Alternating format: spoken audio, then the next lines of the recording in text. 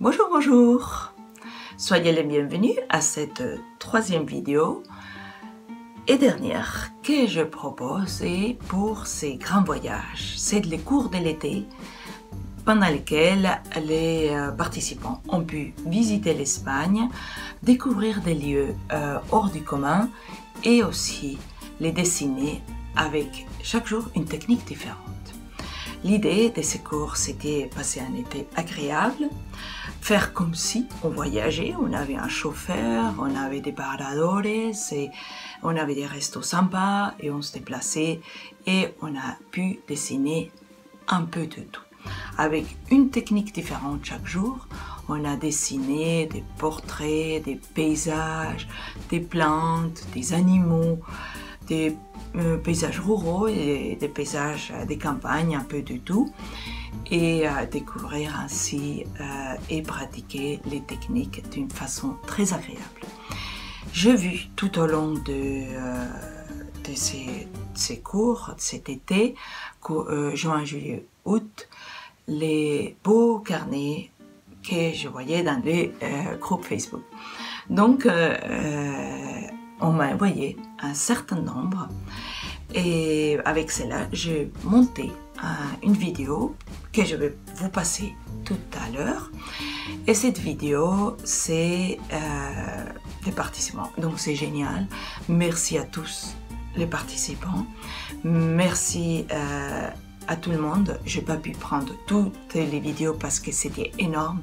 On serait à ce rendez-vous pendant 3 heures si je prenais en compte tous. J'ai pris un ordre d'arrivée. Je n'ai pas choisi les plus expérimentés, les plus débutants, les plus français, les plus canadiens, les plus rien. J'ai juste pris les premiers qui sont arrivés. Et donc, je vais vous le montrer pour que vous pouvez admirer aussi ce travail. Et je dis aussi merci à tout le monde qui a participé à ces grands voyages. Vous étiez nombreux et l'écart chaque fois allait être plus et plus grand et c'était vraiment chouette. L'ambiance dans les groupes Facebook, c'était génial aussi. Alors, il faut que je vous dise, je répéterai peut-être après aussi, que vous pouvez toujours vous inscrire. Je vais laisser les inscriptions ouvertes, mais vous profiterez de ces prix spécialité que jusqu'au 31 août. Après, les prix montera un petit peu, pas beaucoup, mais au lieu de 85 €, vous l'aurez à 107 €. Donc voilà. Autrement, dans cette série des vidéos que je fais depuis le départ, je fais 2 démos. Aujourd'hui, comme je vous l'ai annoncé sur la page d'inscription, ce ne sera pas une démo, mais ce sera la découverte pour voir tous ces beaux dessins, ces beaux carnets. Et en même temps que vous les regardez, je vais prendre en revue tous ces cours pour reparler des choses que nous avons vues, ce que vous avez pratiqué, ce que vous avez appris et aussi répondre à quelques questions. Donc voilà, je tourne la caméra et on y va vite. À tout de suite. Voilà, passons maintenant au visionnage de ces beaux carnets. Alors, ce que vous allez voir, ce n'est qu'un tout petit peu de tout ce qui a été fait. Il y a eu plein de personnes qui se sont inscrites à ces grands voyages et des superbes dessins, vraiment. Dans le groupe Facebook, on pouvait voir ça tous les jours. Chaque fois que j'y allais, j'étais là, waouh! Mais tout le monde, les débutants, les moins faux débutants et les expérimentés. Tout le monde a su exprimer la technique du jour à sa façon, en travaillant son style et la technique en même temps. La même technique pour tout le monde, mais il y a eu tellement des interprétations, c'était vraiment génial. Donc voilà, là c'est un extrait de tout ce qu'il y a et je remercie à tout le monde et aussi aux personnes qui ont fait les vidéos, c'est vraiment chouette. Avant de passer aux revues de tous ces cours et aux réponses qui m'ont été posées là vers la fin, je voudrais vous raconter un conte. Je suis inscrite à un cours pour dessiner un conte pour enfants. Et je suis aussi inscrite, oui, moi aussi je m'inscris à des cours. Je suis aussi inscrite chez Maider. Maider, c'est une Espagnole qui donne des cours de copywriting. Et j'ai appris pas mal de choses, mais son cours commence 15 septembre. Et son cours est pour avoir une écriture plus facile et tout ça. Et tout au départ, elle nous fait, avant que les cours commencent, elle nous fait faire un exercice et c'est écrire un conte. Et donc voilà, ça tombe très bien parce que j'ai un cours pour dessiner un conte et un cours pour écrire mieux. Donc, je vais vous lire mon conte.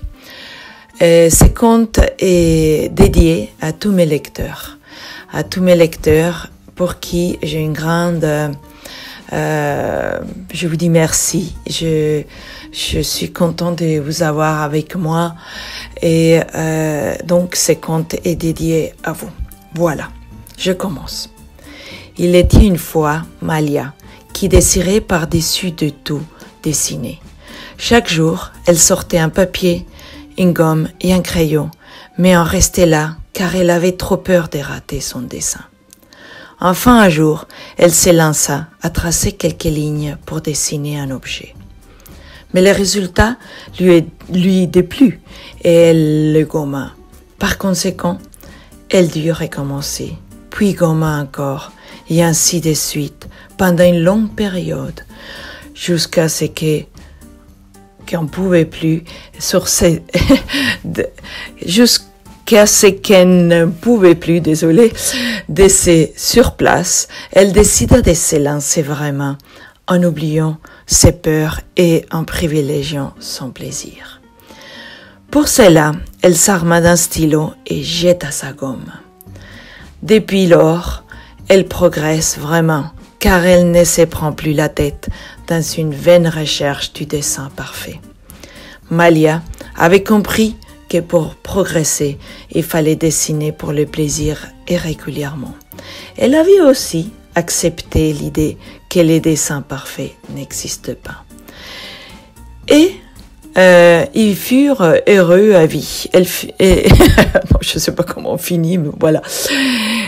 Fueron felices y comieron perdices, on dit en espagnol.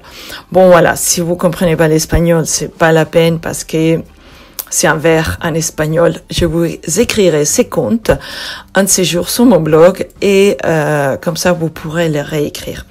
J'ai aussi une surprise par rapport à ces contes, mais un petit peu plus tard. Pour l'instant, on va continuer avec ces rencontres d'aujourd'hui, ces directs, ces conférences, comme vous voulez l'appeler. Alors, on continue pour les grands voyages. J'espère que vous amusez bien à regarder tous ces dessins. Et je peux vous dire, j'ai eu plein de témoignages. Je ne vais pas tous les lire, mais en gros, c'était que les personnes progressent, qui n'ont plus peur, qui sont plus spontanées, il y a des gens qui ont cru quand même qu'ils étaient vraiment en Espagne. Elles pensaient aussi que dessiner, c'était difficile et ils ont cru en elles et l'ont fait. Et je suis fière de vous. Je suis fière vraiment parce que vous êtes sortis de votre zone de confort et vous l'avez fait. Voilà. Alors, bon, qu'est-ce que je peux vous dire? Des personnes qui avaient un style scolaire, ils se sont lâchés, qui avaient un peu peur pour les dosages de l'aquarelle. Après, à la fin, j'ai donné aussi des techniques au feutre pour les aplats, que certaines personnes disaient, mon aplat est trop plat. Ouais, un aplat est plat, n'a pas de dégradé, c'est vrai. Alors, si je vous ai, il y a sûrement plein de techniques que vous n'avez peut-être pas du tout aimé. d'autres que vous avez adoré et d'autres que vous êtes resté un peu interlocuté ou un questionnement. Et alors, je vous dis une chose. Prenez-vous un petit temps et vous faites une des techniques par semaine. Reprenez, si vous avez fini, hein, d'accord? Vous reprenez depuis le départ une technique par semaine et comme ça, vous revisitez tout et ça rentrera encore plus. Vous savez, vous avez accès à vie. Et si vous êtes en retard, pas grave. C'est une chose que je l'ai dit dès le départ. C'est pas un défi. C'est vrai qu'il y a beaucoup de personnes qui ont suivi jour le jour et ça les a permis de progresser encore plus. Elles ont pensé à elles sont très fières. Et mais si vous le faites pas tous les jours, c'est pas grave. Vous allez continuer parce que de toutes les façons, vous allez progresser. Et donc, revoyez les techniques et vous allez voir, vous allez les voir d'une autre façon que la première fois. Et ces techniques que vous avez trouvées bizarres, ça ne veut pas dire que vous allez les adopter. C'est juste des techniques en plus qui peuvent compléter une autre chose que vous faites. Moi, un jour, vous dites, j'ai envie de faire ça. Et après, vous dites, ah, mais ça colle avec la technique que Renata m'a fait faire, je ne sais plus où, en Espagne, etc. Et c'est pareil. Quelqu'un m'a demandé, mais pourquoi je peux pas utiliser le crayon couleur et seulement les feutres? Parce que c'était justement vous faire sortir et faire que ça par jour avec les outils que je vous proposais, à faire les choses que je vous proposais. C'était très dirigé, c'est vrai, mais l'idée c'était que vous ne devez pas perdre votre temps à chercher et vous avez tout là dans ces cours. Alors, j'ai trouvé moi-même aussi que plusieurs d'entre vous, vous avez énormément progressé. J'ai constaté aussi que la mise en page, vous l'avez améliorée tous. Vous avez su mettre un dessin, un sujet, une technique à côté de l'autre. Et c'est merveilleux.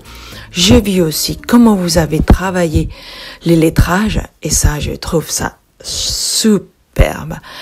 Qu'est-ce que j'ai vu aussi? Que beaucoup d'entre vous, vous avez lâché prise et vous me l'avez déjà dit. J'ai eu plein de témoignages. J'ai un dossier plein. Un jour, un hiver de Malfeu, je vais m'asseoir à les relire parce que c'est vraiment inspirant. C'est très sympa. Je vous remercie. Voilà. Que vous avez appris aussi comment distinguer les différents plans. Vous avez appris aussi comment gagner un contraste, comment donner un peu plus de volume à vos dessins grâce au contraste et au plan, à cadrer mieux, parce que c'était vraiment ce que je vous faisais faire pratiquement tous les jours, sauf le jour du lettrage, je vous disais toujours, cadrez d'abord. Choisissez votre sujet, votre endroit, et cadrer. Chaque fois, il fallait cadrer d'abord. C'est vraiment indispensable. Partout. Il faut que vous sachiez qu'est-ce que vous voulez. Ne vous jetez jamais sur votre carnet, sur votre feuille, juste à dessiner. Et vous savez ni où commencer, ni où finir. Il faut que vous réfléchissiez juste un instant. 1 minute suffit pour vous dire, je vais faire ça dans ce paysage jusqu'ici. Je dépasse pas plus. Je vais prendre cette place dans mon carnet. Et vous faites un petit point au début ou à la fin pour vous fixer là-dedans. Faire des rectangles, au départ, je le fais pas parce que je me sens un peu coincée. J'aime bien la liberté. Mais faire des petits points, repères pour dire ça je dépasse pas. Faites des petites choses comme ça et après ne croyez pas que vous devez tout dessiner, non, ou tout mettre en couleur, non plus. Soyez plus prenez un cadrage et paf, vous prenez juste un petit parti. Vous allez voir que votre dessin a beaucoup plus d'essence, raconte plus une histoire, beaucoup de puissance, parce que vous racontez juste une chose et pas 10 à la fois. C'est comme quand il y a trop de messages, ça tue le message. Mais pareil, il faut vraiment se concentrer. Pareil pour la mise en couleur. Ne mettez pas tout en couleur. Après, je vous dis pas, faites comme moi, faites mon style. J'ai déjà vu des illustrations ou des dessins à l'aquarelle rempli jusqu'au bout et ça tient, parce qu'il y a différence des valeurs, différence des contrastes et c'est possible, mais pas tout dans le même ton. Il faut toujours penser et j'invite à faire tout dans le même ton. Et vous savez quoi? Moins vous mettez en couleur, moins vous mettez sur la page, plus vous gagnez du temps et plus vous passez au dessin suivant. Moi, je peux vous inviter à un petit défi d'une semaine et vous dire, prenez un coin de votre maison, par exemple, et vous dessinez juste un coin, et vous verrez la puissance qu'il y a. Et vous mettez juste ça dans votre double page, rien d'autre, et vous verrez les yeux de la personne qui regardera va diriger là-dessus, parce qu'il n'y a pas d'autre chose. Voilà. Et j'ai vu aussi que vous dessinez super bien les animaux. Ça c'est, je dessine des animaux, mais je suis pas une experte dans ces domaines. J'aime bien dessiner des oiseaux, des poissons, et voilà, ça se limite un peu là-dedans. Je pensais plus tard dans les ateliers vous faire travailler vraiment sur les mammifères. Je ne sais pas.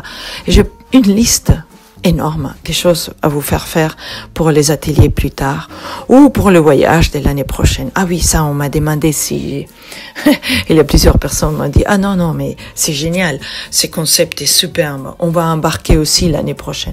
Bah oui, sachez, l'année prochaine j'ai déjà commencé.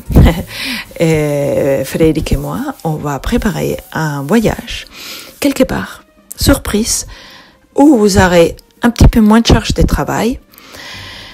Et peut-être ça sera du lundi au vendredi et le week-end pour rattraper une chose comme ça, dans ce style-là. Et j'ai déjà défini les lieux et je suis en train de remplir les techniques. Donc voilà, ça sera l'année prochaine et ça sera, vous aurez le temps de remplir celui-là avant d'arriver à l'autre. Et les billets d'avion ou des trains ou des bus, c'est inclus aussi. Donc bon, voilà. Et maintenant, n'oubliez pas, c'est virtuel, hein. C'est facile à dire, n'est-ce pas? Bon, je continue. Alors, c'était génial cette ambiance dans les groupes Facebook. À la fin, je voulais faire un groupe Facebook pour chaque mois. Mais beaucoup de personnes ont du mal à trouver les groupes numéro 2 entre juin et juillet et ils n'avaient pas compris qu'il fallait mettre les mots de passe de juillet et pas celui de juin. Ma mère fait tout est écrit dans l'introduction de chaque mois. Mais bon, voilà, tout le monde était un peu super méga pressé pour monter dans le car et ne pas les rater. Donc, il lisait pas l'introduction avec les mots de passe et les liens pour arriver au bon groupe.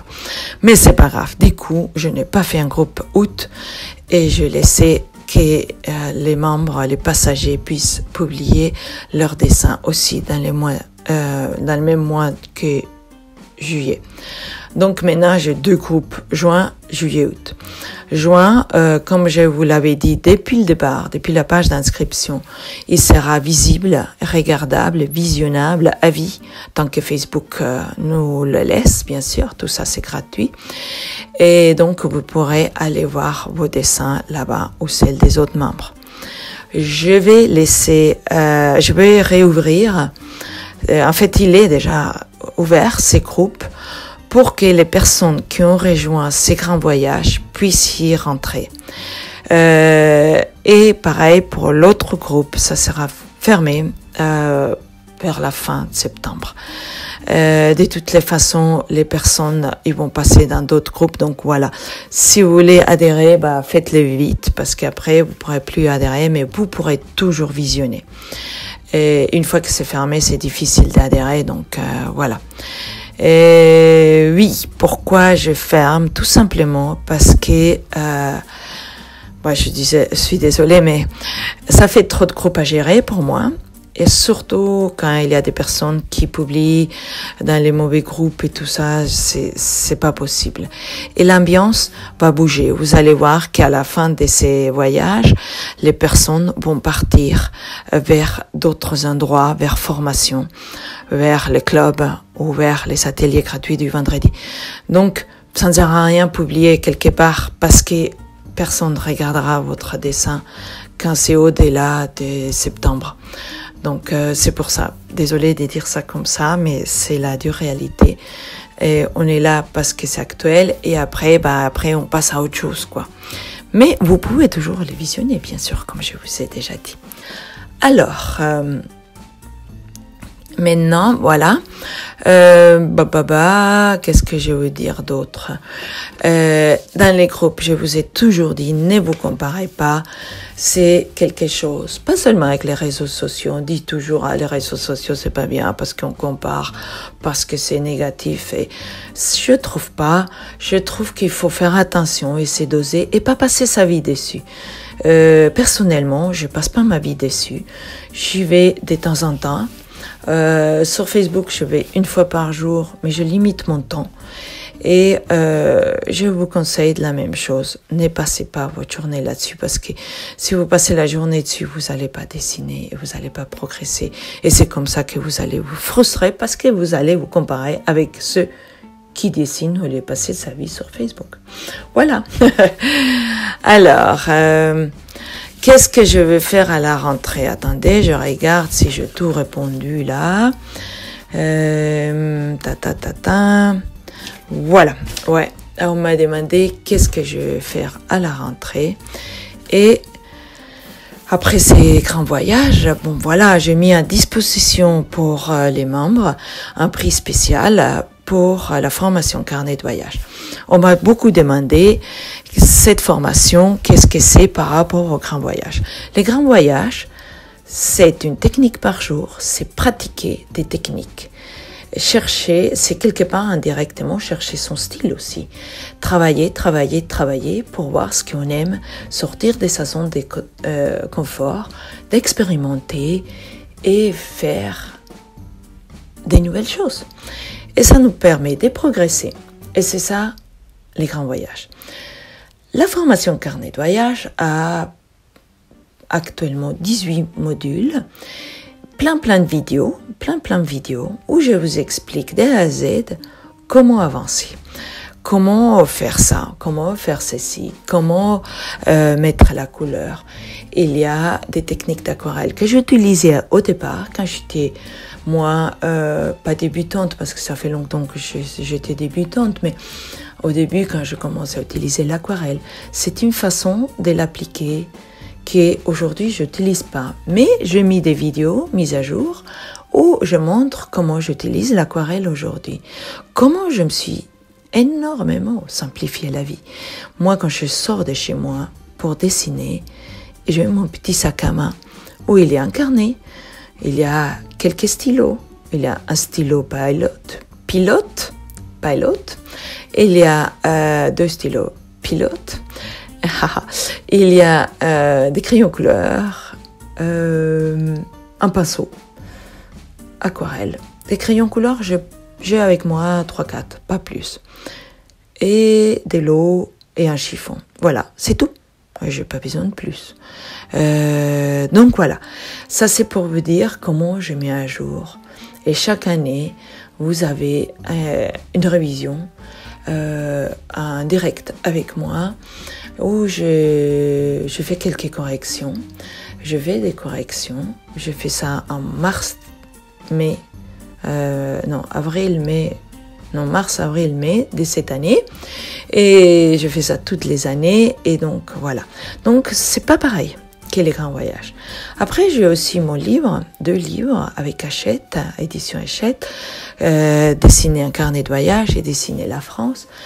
Dessiner la France, c'est mon 2e livre où j'explique avec des pas à pas comment j'avance.